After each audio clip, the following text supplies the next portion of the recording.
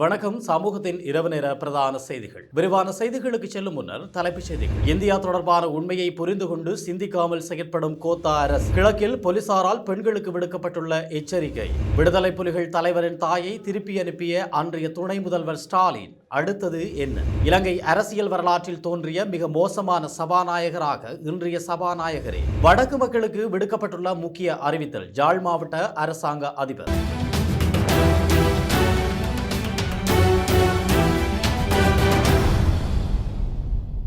இன்று புதன்கிழமை இடம்பெற்ற ஊடக சந்திப்பில் கலந்து கொண்டு கருத்து தெரிவித்த பாராளுமன்ற உறுப்பினர் சமிந்த விஜயசிறி அவர்கள் நாட்டில் பாரிய அவதான நிலை என்று தோன்றியுள்ளது என கூறியுள்ளார். நாட்டில் பாரிய அவதான நிலை என்று தோன்றியுள்ளது. முதலாம் டோஸ் தடுப்பூசி வழங்கப்பட்டவர்களுக்கு இரண்டாம் கட்ட டோஸை வழங்குவதற்கு அரசாங்கம் நடவடிக்கை எடுக்காது பொறுப்பற்ற விதத்தில் செயற்படுகிறது. இந்தியா தற்போதைய நிலையில் வழங்காது என்ற உண்மையை புரிந்து கொண்டோ அரசாங்கம் மக்கள் குறித்து சிந்திக்காமல் செயற்படுவது துரதிர்ஷ்டமாகும். ரஷ்யாவில் ஸ்புட்னிக் தடுப்பூசியும் டிசம்பரில் தான் கிடைக்கும் என்று துறைக்கு பொறுப்பான அமைச்சர் பாராளுமன்றத்தில் குறிப்பிட்டுள்ளார். தடுப்பூசி தான் தீர்வு என்றால் இன்றிலிருந்து டிசம்பர் வரையுள்ள காலப்பகுதியில் ஏற்படும் தொற்றாளர்களை என்ன செய்வது? இவர்களின் சுகாதார பாதுகாப்பை அரசாங்கம் பொறுப்பெடுக்குமா? இன்று நாட்டில் சுகாதார தரப்பு சகலதும் ஒன்றாக கூறும் விடயம்தான் நாட்டை குறிப்பிட்ட காலத்திற்கு முடக்குமாறு. ஆனால் அரசாங்கம் சுகாதாரத்துறையின் விஞ்ஞானபூர்வ முடிவுகளை ஒதுக்கிவிட்டு அரசியல் ரீதியாக கஜமித்துரு நண்பர்களின் முடிவுகளை நடைமுறைப்படுத்துவதை நிறுத்த வேண்டும். இந்தியாவை போல் ஆக்சிஜனுக்காக வீதிகளில் இறங்கிய நிலை போன்று இந்த நாட்டிலும் இத்தகைய சூழ்நிலை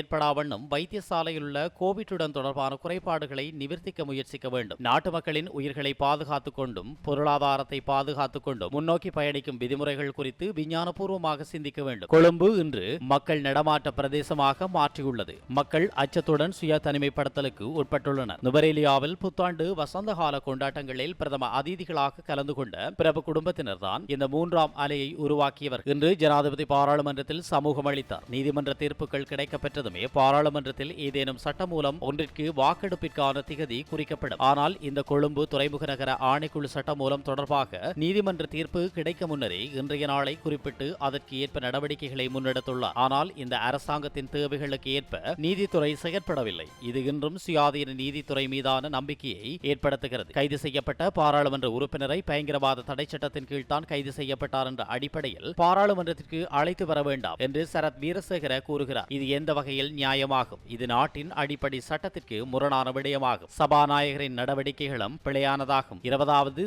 திருத்த சட்டமூல வாக்கெடுப்பே இந்த வேளையும் ரிசார்ட்டை கைது செய்து அவர் சார்பான பாராளுமன்ற உறுப்பினர்களின் வாக்குகளை பெற்றுக் கொண்டனர். இன்று கொழும்பு துறைமுக நகர ஆணைக்குழு சட்டமூல வாக்கெடுப்பில் பெரும்பான்மையை பெறுவதற்கான முயற்சிக்காகவே இந்த கைதும் இடம்பெற்றது என்ற விடயத்தில் ஒரு சந்தேகமும் உள்ளது. ஈஷ தாக்குதல் தொடர்பான ஜனாதிபதி விசாரணை ஆணைக்குழுவின் அறிக்கையின் பிரகாரம் லஞ்ச ஊழல் தொடர்பாகவே வழக்கு தொடரப்பட வேண்டும் என்று பரிந்துரைக்கப்பட்டுள்ளது. அவ்வாறு லஞ்ச ஊழல் ரீதியாக கைது செய்யப்பட்டிருந்தாலும் ஓரளவேனும் ஏற்றுக்கொள்ளலாம். ஆனால் தற்போதைய கைது நியாயமற்றது என தெரிவித்துள்ளார். Airlink travel limited Europe to Sri Lanka 4162926200 4163174344 647-505-3134. தங்கச்சங்கிலி கொள்ளை தொடர்பில் கல்முனை போலீஸ் பிரிவில் பல சம்பவங்கள் பதிவாகியுள்ளன. தங்கச்சங்கிலி கொள்ளைகளை மோட்டார் சைக்கிளில் வருகின்ற சந்தேக நபர்கள் அறுத்து செல்வதாக விசாரணைகளின் போது தெரிய வந்துள்ளது. இவ்வாறான கொள்ளை சம்பவங்களின் போது பெரும்பாலும் பெண்களே பாதிக்கப்படுகின்றனர். போதைப் பொருள் பாவனைக்கு அடிமையானவர்கள் மற்றும் திட்டமிட்ட குற்றச் செயல்பாடுகளில் ஈடுபடும் நபர்களே இதுபோன்ற கொள்ளை சம்பவங்களில் ஈடுபட்டு வருகின்றனர். மோட்டார் சைக்கிளில் வரும் நபர்கள் ஏதேனும் விவரங்களை கேட்டறிவது போன்றே தங்கச்சங்கிலிகளை கொள்ளையிட்டு வருகின்றனர். இவ்வாறு மோட்டார் சைக்கிள்களில் வரும் நபர்கள் ஏதேனும் வினாவுவதுடன் பெண்கள் பதிலளிக்கும் போது கவனத்துடன் இருக்க வேண்டும் என போலீஸ் உயர் அதிகாரி தெரிவித்துள்ளார். இதேவேளை கடந்த மாத காலப்பகுதியில் தங்கச்சங்கிலி கொள்ளை தொடர்பில் 3க்கும் அதிகமான சந்தேக நபர்கள் கைது செய்யப்பட்டுள்ளதுடன் தொடர்ந்தும் இவ்வாறான கொள்ளைகளில் ஈடுபடும் நபர்கள் தொடர்பில் போலீசார் சோதனை நடவடிக்கைகளை முன்னெடுத்து வருகின்றனர். வருகின்ற 7ஆம் தேதி திமுக தலைவர் மு.க. ஸ்டாலின் முதலமைச்சராக பதவியேற்க உள்ள நிலையில் ஈழத்தமிழர்களுக்கும் பதவியேற்க உள்ள புதிய முதல்வர் ஸ்டாலினுக்கும் இடையிலான அரசியல் ரீதியான உறவு எப்படி போகின்றது என்ற கேள்வி எழுந்துள்ளது. 2009ஆம் ஆண்டு மு. கருணாநிதியின் ஆட்சி காலத்தில் ஈழத்தில் விடுதலை புலிகளுக்கும் மஹிந்த தலைமையிலான ஸ்ரீலங்கா அரசாங்கத்துக்கும் இடையேயான போரானது முள்ளிவாய்க்காலில் முடிவடைந்தது. இந்த இறுதிப் போரில் பல ஈழத்தமிழ் மக்கள் பலியாகியிருந்தனர். அந்த சமயத்தில் போரை நிறுத்தாமல் அதே காலகட்டத்தில் இந்திய மத்திய அரசாக இருந்த உறுதுணையாக இருந்தது திமுக. இந்த இறுதிப் போரில் பல ஈழத்தமிழர்கள் மக்கள் பலியாகியிருந்தனர்.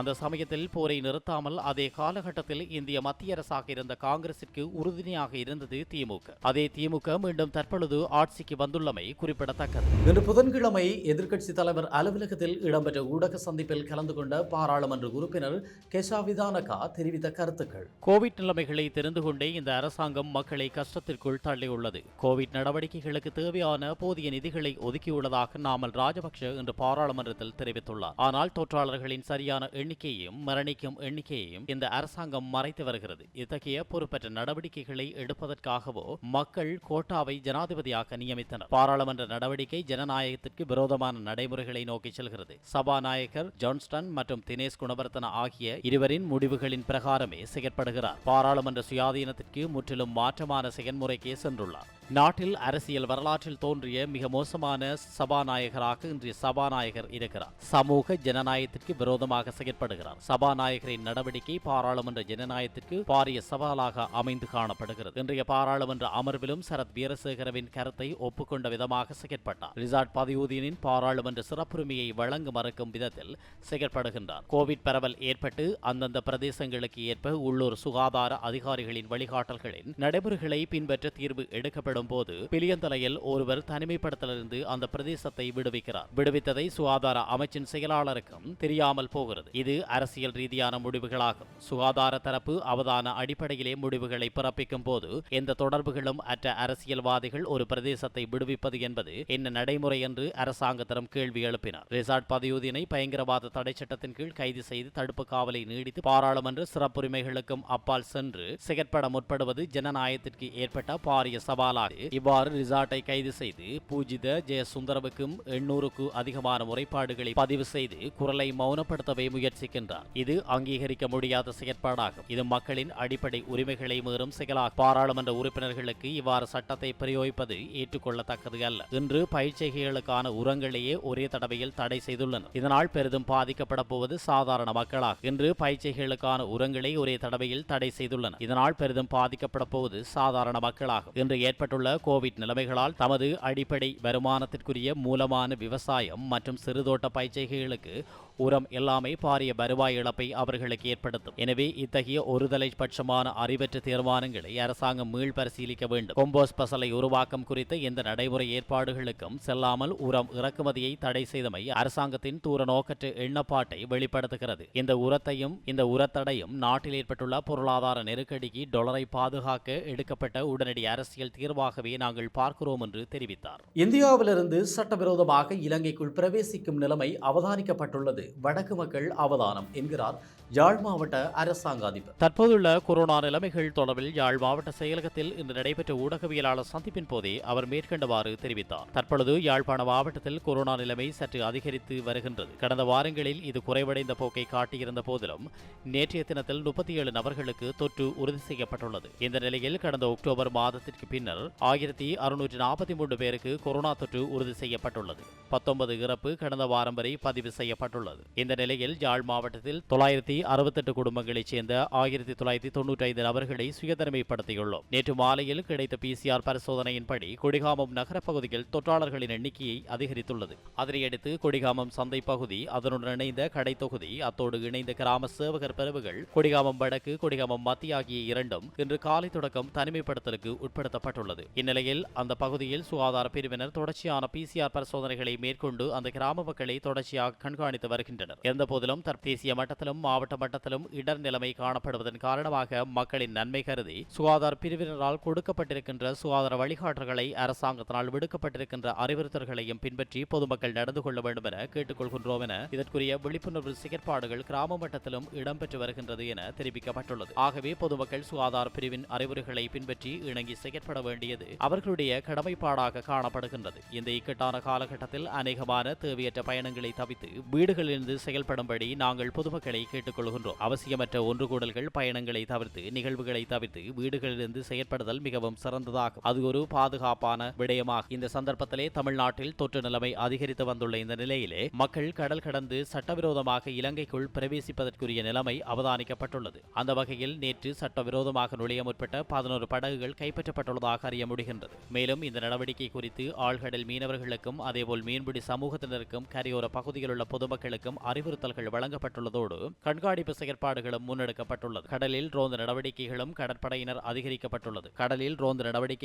கடற்படையினர் அதிகரிக்கப்பட்டுள்ளது. இவ்வாறான சட்டவிரோத நடவடிக்கைகளில் ஈடுபடுவதை தவிர்த்து நமது மாவட்டத்தினை கொரோனா தொற்றிலிருந்து பாதுகாக்க உதவ வேண்டும் என மேலும் அவர் தெரிவித்துள்ளார். எமது சபைக்குட்பட்ட பகுதிகளில் உள்ள ஆபத்தான கற்குவாரிகளின் அனுமதி பத்திரங்களை மீளப்பெறுவதற்கான பரிசீலனைகளை செய்வேன் என்று தெற்கு பிரதேச சபை புதிதாக தெரிவு செய்யப்பட்டுள்ள தவிசாளர் ஜோஹராசா தெரிவித்துள்ளார். தவிசாளராக தெரிவு செய்யப்பட்ட பின்னர் ஊடகங்களுக்கு கருத்து தெரிவிக்கும் போதே அவர் இவ்வாறு தெரிவித்தார். போட்டியின்றி தவிசாளராக தெரிவு செய்யப்பட்டமை மகிழ்ச்சி அளிக்கின்றது. எனது பதவிக்காலம் குறுகிய காலமாக இருந்தாலும் இந்த காலத்தில் செய்யப்பட வேண்டியிருக்கின்றவற்றை நான் செய்வேன். முக்கியமாக இன்று வீதி கட்டமைப்புகளை பார்த்தால் சில வீதிகள் மோட்டார் இயந்திரங்களையே காணாமல் இருக்கின்றது. அப்படியான வீதிகளை சீரமைப்பது, ஒளியூட்டுவதுமே எமது பிரதான இலக்காக இருக்கும். அத்துடன் ஏனைய கட்சிகளை சார்ந்த அனைத்து உறுப்பினர்களுக்கும் சமமான வேலை திட்டங்களை வழங்குவேன்.